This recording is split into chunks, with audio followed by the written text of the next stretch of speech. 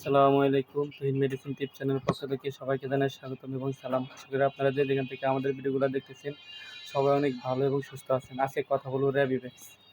আপনাদেরকে যদি বন্য কোনো প্রাণী যেমন যেমন আপনার কোনো কুকুর, তারপরে আপনার যে কোনো ধরনের বন্য প্রাণী, ইঁদুর, তারপরে খরগোশ, তারপরে বিড়াল, তারপরে যে কোনো ধরনের বন্য প্রাণী আপনাকে যদি আঁচড় বা কামড় দেয়, সেক্ষেত্রে আপনাকে অবশ্যই জলতাঙ্ক রোগ থেকে মুক্তি পাওয়ার জন্য র্যাবিভ্যাক্স ইঞ্জেকশনটি দিতে হবে। এটা হচ্ছে 5 সপ্তাহে 5টি ইঞ্জেকশন দিতে হবে 7 দিন পর পর। তো আপনার যদি গৃহপালিত পশু যদি পশু পাখি যদি আপনাকে তাও আক্রমণ করে থাকে, তাও আপনার জন্য দেওয়াটা অনেক ভালো হবে।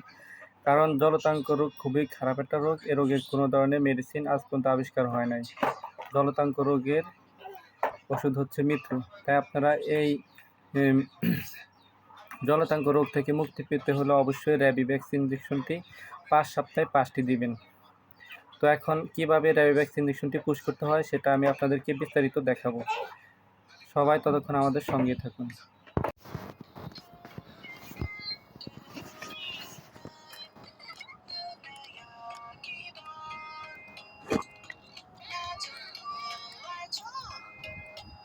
একটু উপর থেকে ধরো।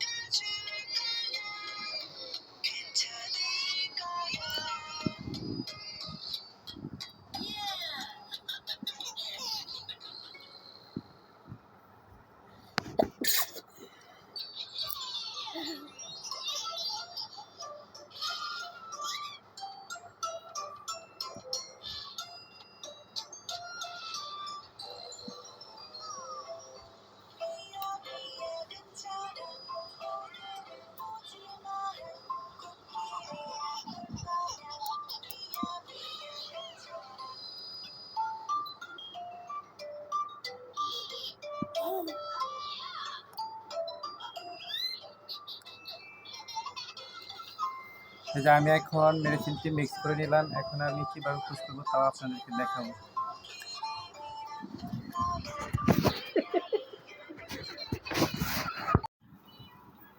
সম্মানিত বন্ধুরা, তো আপনাদেরকে আমি সর্বশেষ একটি কথাই বলতে চাই, আপনারা আপনাদের বাচ্চাদেরকে বা আপনারা সবসময় বন্য প্রাণী পশু পাখি থেকে দূরে রাখার চেষ্টা করবেন। কারণ একটি জলতাঙ্ক রোগ মানে একটি লোকের নিশ্চিত মৃত্যু এবং একটি ফ্যামিলি ধ্বংস। তা আপনারা সবাই সতর্ক হয়ে চলাফেরা করবেন এবং বন্য পশু পাখি থেকে অনেকটাই দূরে থাকবেন। এবং বাসায় কুকুর বিড়ালকে আপনারা সবসময় ভ্যাকসিন নিয়ে জলতাঙ্ক মুক্ত রাখার চেষ্টা করবেন এবং রাখবেন, এটা অবশ্যই। সবাই ভালো থাকবেন, সুস্থ থাকবেন এবং আমাদের ভিডিওগুলো যদি ভালো লেগে থাকে অবশ্যই লাইক, কমেন্ট এবং সাবস্ক্রাইব করতে ভুলবেন না।